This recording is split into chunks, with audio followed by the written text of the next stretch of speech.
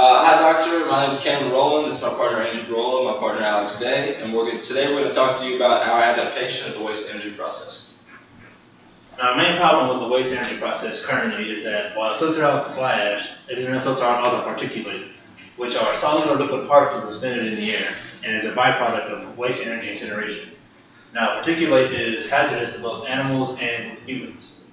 Facts about waste energy. According to Wall Verge, Sweden has used waste energy production since 1904. 99% of their waste has been recycled in some way. Sweden burns 50% of their household waste, and that smoke from that incineration gives off twice the fire pollution as coal. Okay, so after the information given to us about particulate in the second slide, obviously our first question is going to be how can we make it safer?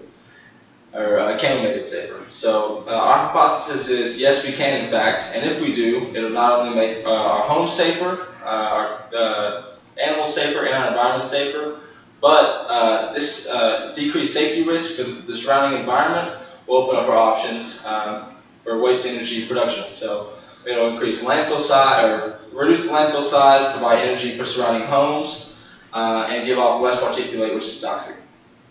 So before we get into particulate and how we're going to subtract it from the equation, let's talk about the original waste energy process. So first things first, we're going to collect the trash and then combust all of it. So incinerate everything we can. And so then from then on, it's going to produce two different types of substances. One is going to be a gas, and one is going to be solids. So the solids are what are called bottom ash, and they're immediately going to be separated from the process, and then they'll be used in other ways. So gas, however, it will be treated for dioxins, and then it will be used for steam power, turning turbines, and then creating energy that way. So after it's used to create energy, then the heavy metals and the mercury is going to be separated, and then the gas is going to be continually treated for acid, and the fly ash will be separated from that.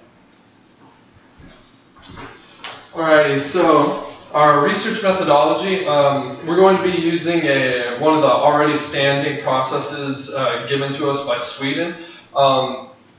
We're going to let it go through its original process, as I said. We're going to take a hold of the smoke that was released. We're going to filter out the CO2 and the particulate that comes out of it. We're going to take the bottom ash, we're going to use it for road construction. And then while conducting this research, each of the investigators are going to have to remind themselves that of the harmful chemicals that are surrounding us, the issues that they could cause to our bodies and those that are surrounding us, the environment outside of the facility if something was to go wrong. We also must correctly measure all of the data. We can't lie to one another. We have to be honest regardless of what the result is. If we don't figure out how to make the particulate safer to release, then we have to be honest. We're going to have to uphold the laws given to us and the regulations given to us by Sweden themselves while doing this research. The impact and implications, what would this mean to society? It would mean that the process of waste to energy would be more accepted around the world. The CO2 would be harnessed, fly ash would be harnessed, the ground ash would be harnessed, the metals.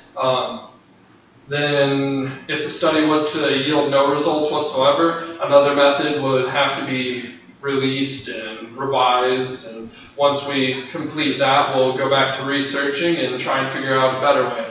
But the number one thing about this whole research would be finding a better solution for our growing problem. And that's it. If you have any questions, email us. And that's it. Thank you.